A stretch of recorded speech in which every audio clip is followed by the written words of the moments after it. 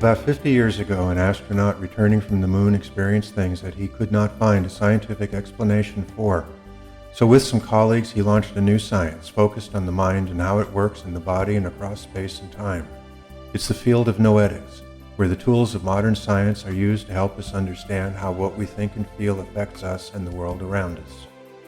Now this is Dr. Ruth Miller's Noetic Moments from the studios of KXCR Community Radio in Florence, Oregon.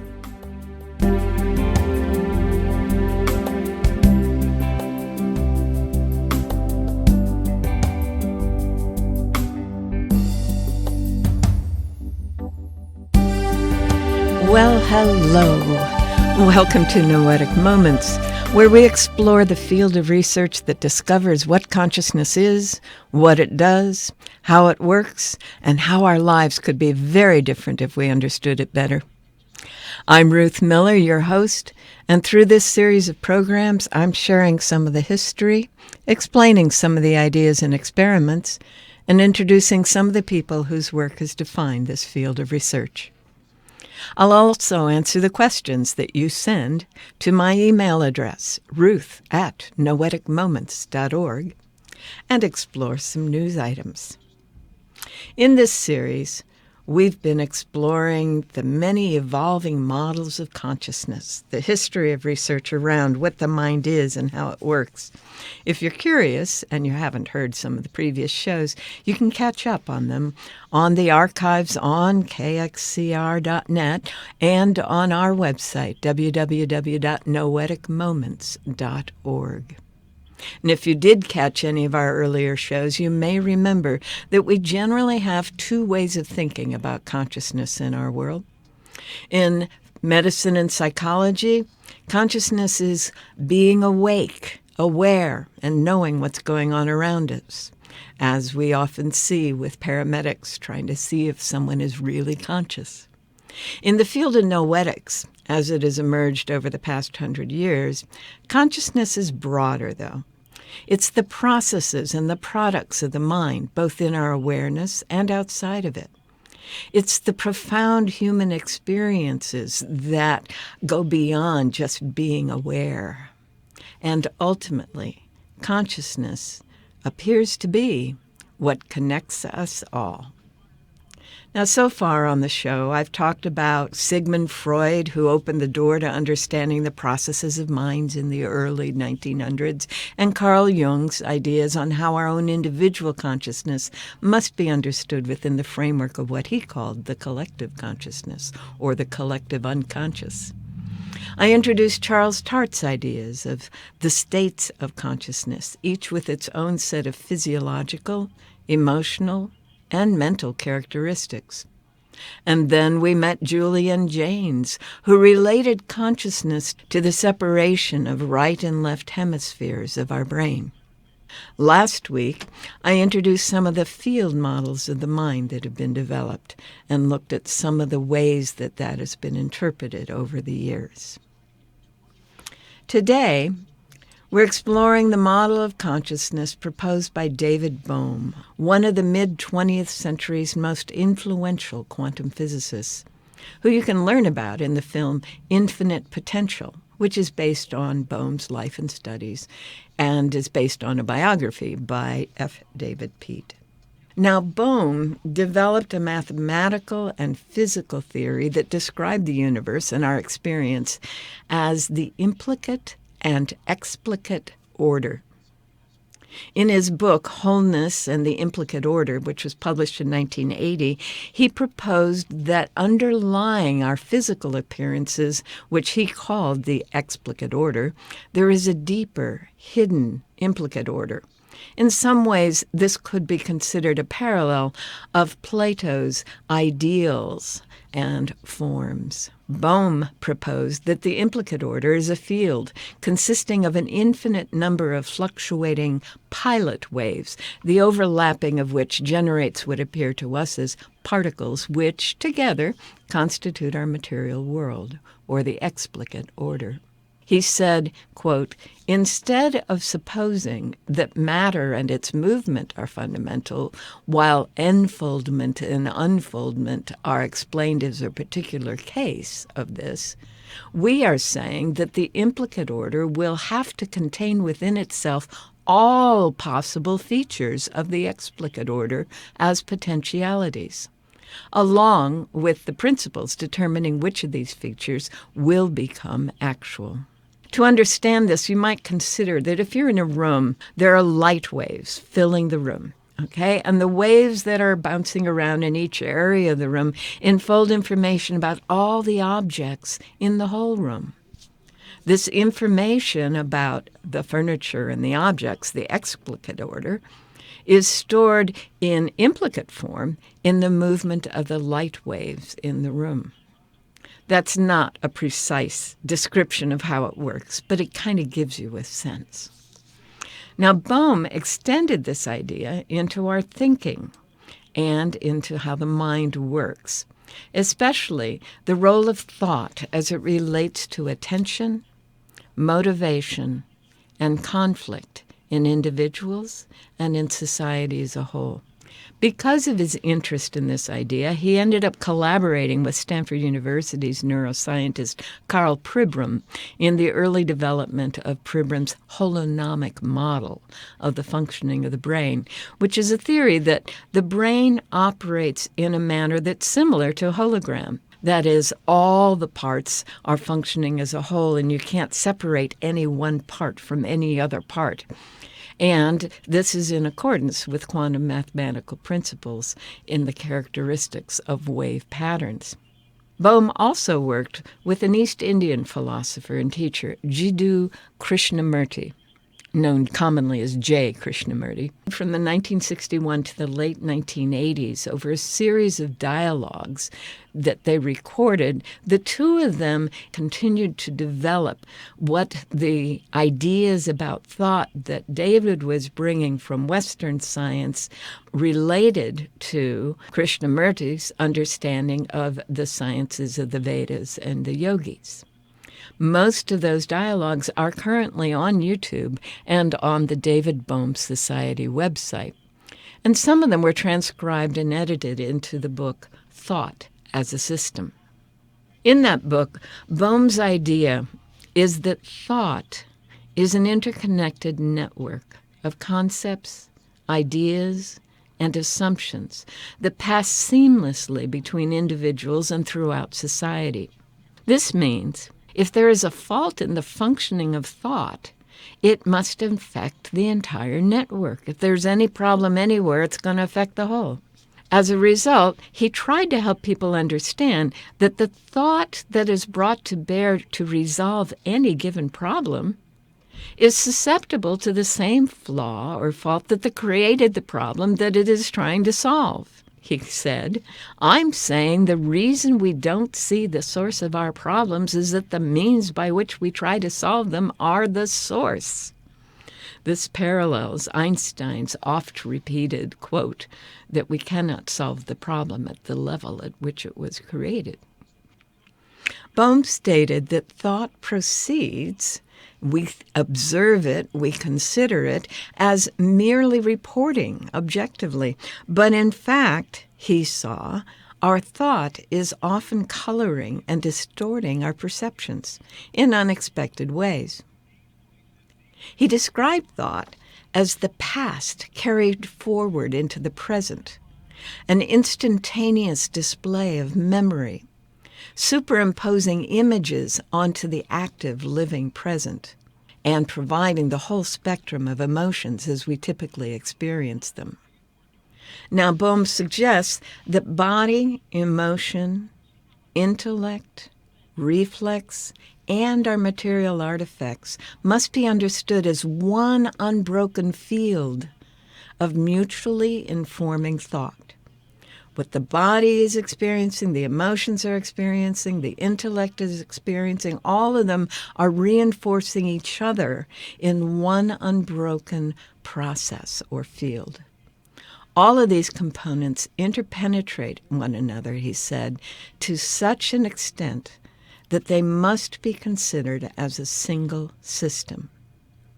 And we must realize that the system of thought actively participates in forming our perceptions. in formulating our sense of meaning and in guiding our daily actions. Now, our common experience, of course, is that we have personal thoughts, right? What I'm thinking, it's what I'm thinking, right? It's not what you're thinking. We think of those thoughts, we interpret those thoughts as coming from our individual self. But Bohm suggests that that notion that I can have individual thoughts, or each of us does, is a culturally inherited idea, that it is not necessarily true in other cultures. Bohm posits that thought and knowledge are not individual, but are primarily collective phenomena, that there is a flow of meaning between people, and that is more fundamental than any individual's particular thoughts. With that in mind, he developed and encouraged the practice of something that he called dialogue. He actually wrote a book called On Dialogue to help people understand it. In this process, groups of people would share what is emerging in their thoughts, in their thinking, in their feelings, what they become aware of, freely, without any limitation. And ultimately, as people do so, something entirely new begins to emerge from the flow, and insights are gained in the experience. Now, he sees insight as an active energy, a subtle level of intelligence in the universe at large that has the capacity to directly affect the structure of the brain. So we have that aha, and briefly eliminate the fog of the accumulated memories and the reflexes that we have stored and gone back to over and over and over again in the past. Dialogue, as David Bohm recommends it, could be, he believed, and many of us have practiced with effect, a way to overcome many of the appearances of fragmentation and difference that our brains tend to impose on the world around us and on our shared community of people and other beings. Bohm addressed some of the questions that come up around his ideas in this video clip that I'm about to share with you. I think science has begun to replace religion as the major source of the worldview. And therefore, if science takes a fragmentary worldview, it will have a profound effect on consciousness. But science is always seen as measurement. Is that no longer true? Well, science is whatever people make of it. You see, science has changed over the ages, and it's different now from a few hundred years ago, and it could be different again. Now, there's no intrinsic reason why science must necessarily be measurement. This is another historical development which has come about over the past few centuries. It's entirely contingent and not absolutely necessary. And when Einstein produced his special theory, which the Times newspaper of London dismissed as being nonsense, was he moving towards wholeness? Yes, he definitely was. He moved eventually toward a view of field theory where everything was one field, all the fields merging. So it was a step toward wholeness, although not, it was a limited step, but still it was the beginning. And if we get to wholeness, are we then in heaven? I mean, where else is there to go? We'll never get there, you see. It's not a place you can get. Wholeness, I say, is a kind of attitude or an approach to the whole of life. It's a way, if we can have a coherent approach to reality, then reality will respond coherently to us. But nature has been tremendously affected by our way of thinking on the earth. Nature is now being destroyed. There's very little left on the earth which wasn't affected by how we were thinking. And if we have coherence, in what way will our behavior be seen to be different? Well, we will produce the results we intend rather than the results we don't intend. Yes. That's the first big change. Then we will be more orderly, harmonious, we will be happier. I think we could put all that in there. But the major source of unhappiness is that we are incoherent and therefore producing results that we don't really want, and then trying to overcome them, or we keep on producing them. The question is, what is the real origin of consciousness? That's exactly the case. Where did it come from? Was there a time when there was no consciousness? Well, I don't think it originates in time. You see, I think it's a potential of the whole universe. Wholeness will arise between us all in participation rather than separately. But if you went as a hermit into a cave... Well, you still have nature. That's true. We are internally related to everything, yes, not externally related. Consciousness is an internal relationship to the whole. We take in the whole and we act toward the whole. And that internal, whatever we have taken in, determines basically what we are. Most of that was said at a table with the Dalai Lama sitting next to him, smiling and nodding in agreement with almost every point. So, what David Bohm has done is begun the process of integrating the science of quantum mechanics with the science of consciousness.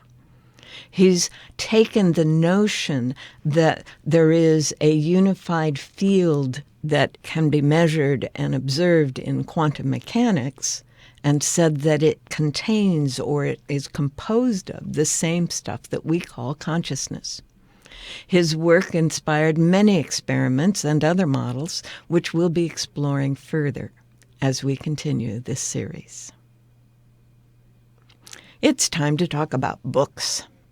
And one of the discoveries of quantum mechanics is this whole idea that's called entanglement. That is, when any two particles that have been in the same system are separated, both react at the same instant to stimuli put on one of them, no matter how far apart they are. This phenomenon is what Einstein called spooky action at a distance, and is one of the things that David Bohm's mathematics was able to help explain. But the book I want to explore today is not David Bohm's mathematics by any means. It's a book built on that understanding. It's called Entangled Minds. It's written by Dean Rayden, now senior scientist at the Institute of Noetic Sciences in Petaluma, California. And he's taken this marvelous meta-analysis of many studies. The subtitle is Extrasensory Experiences in a Quantum Reality. He says in a section called Forbidden Science in the first chapter, the general public has always been interested in psi phenomenon, but within the scientific orthodoxy, psi has been regarded as either a genuine hot potato or a Mr. Potato Head toy. Many scientists believe that psi is real, but like a hot potato, it's too uncomfortable to handle. Others believe that psi is a childish novelty, unworthy of serious attention.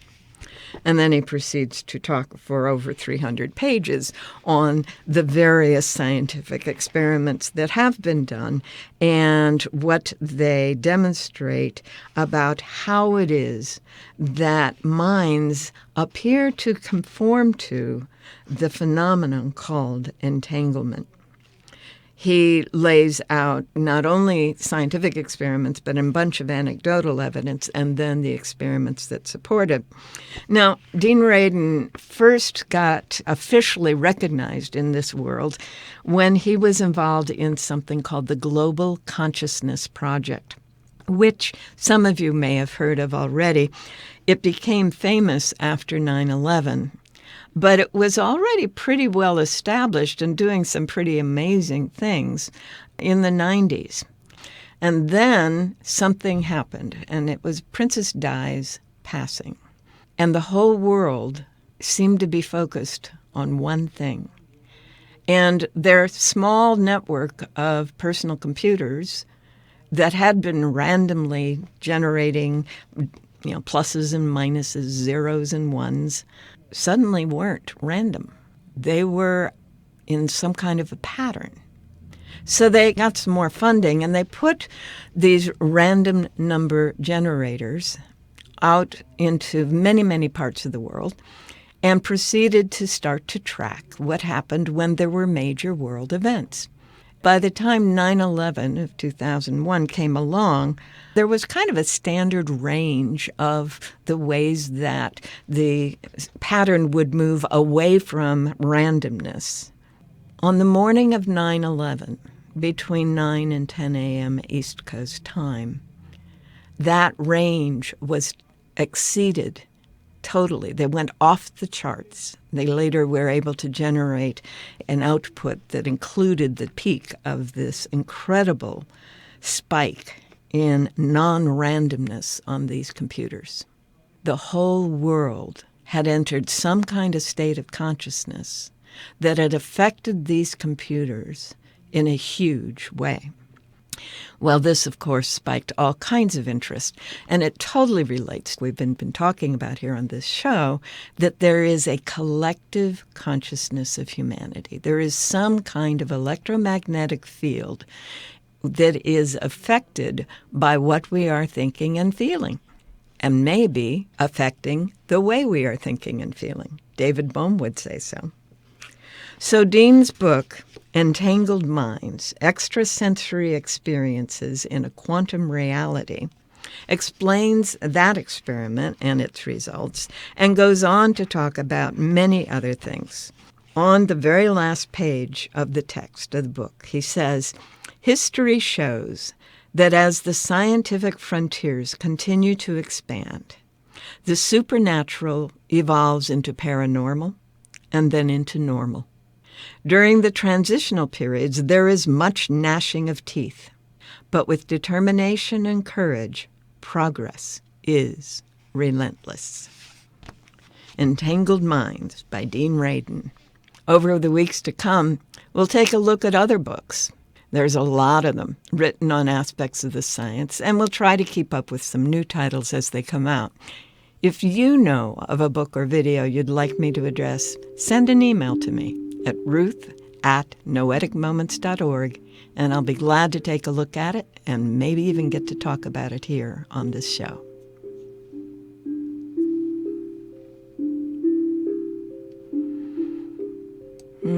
All right. Well, that music tells us it's time to talk about it, something that's in the news, and answer a question. What I want to talk about today has to do with the concern that a lot of people have about electromagnetic fields and how they affect us. Do the increasing number of electric and electronic devices around us affect our bodies and our minds?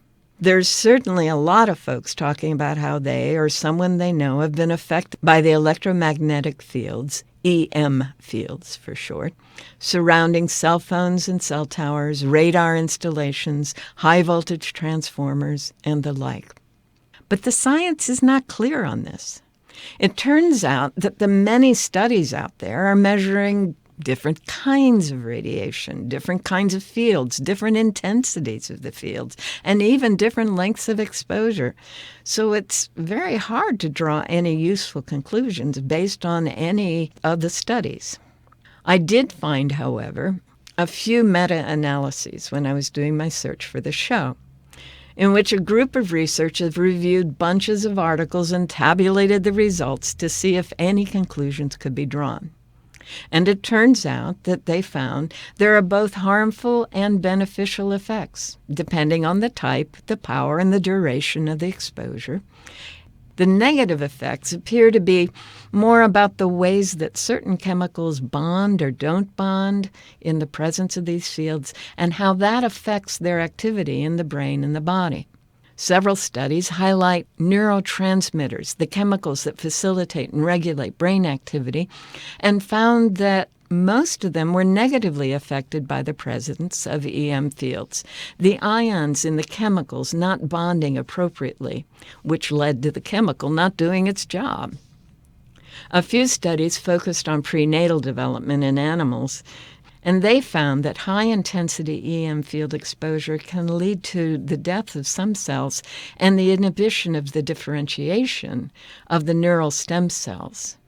A few more focused on extended use of cell phones, and found that a lack of attention and concentration may occur in subjects who talk on mobile phones for 3+ hours a day compared to those who use cell phones relatively less. Now, it's important to recognize that all of these studies had variations in degree of exposure. For example, were the students who talked on the phone for hours holding it next to their ears, or were they on speakerphone?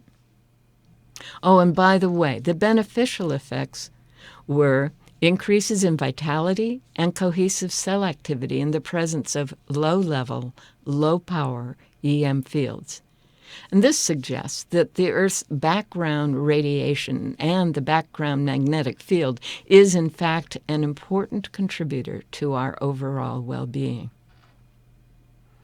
So, while there's no black and white conclusive proof that EM fields are a significant problem for most folks, there's a lot of evidence that suggests we might want to be careful about how much we use electronic devices, whether we want to hang out around high-voltage facilities and the like. I, personally, tend to use my cell phone on speakerphone and turn off the internet modem in my home if I'm not using it. Well, that's it for today's show. Next time we get together, we'll explore another quantum theorist's explanation of consciousness based on Dana Zohar's quantum self.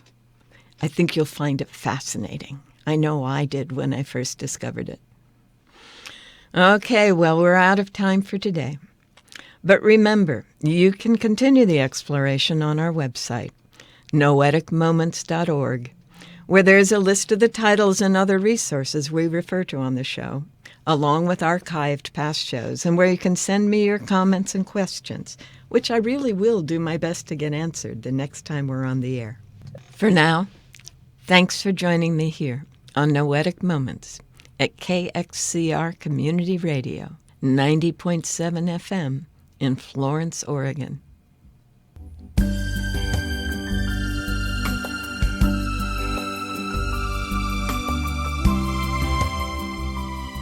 You've been listening to Dr. Ruth Miller's Noetic Moments. This program is produced in the studios of KXCR Community Radio in beautiful Florence, Oregon, supported by you, our listeners. Our theme music is Tumbling Planets, composed and performed by Jeff Lovejoy. To hear this program again or learn more about Noetic sciences, search our website, www.noeticmoments.org.